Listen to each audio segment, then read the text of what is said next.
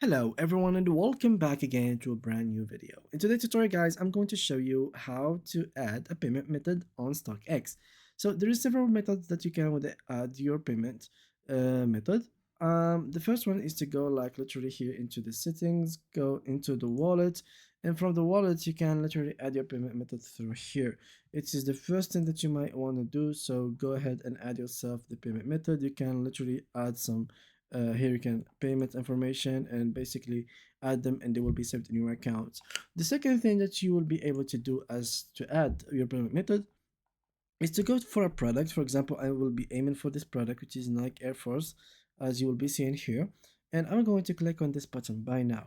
So once you click on buy now, you will be taken to this page, which is the product page. As you will be seeing, here are all the kind of information related to this product that you will be buying.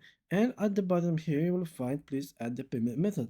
So simply click on add, as you can see, and this will give you this page where you will be choosing either credit debit card, PayPal, Apple Pay, Google Pay, or Alipay. So choose the one that is the right for you, choose which kind of payment you'd like, and then fulfill the information, first name, last name, etc., phone number.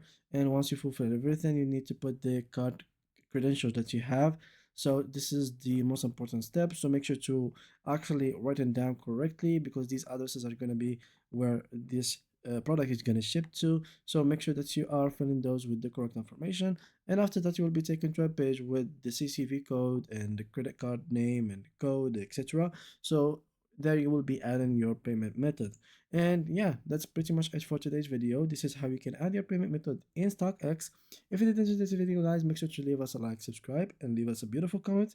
Thank you guys a lot for watching, and see you guys in the next upcoming video.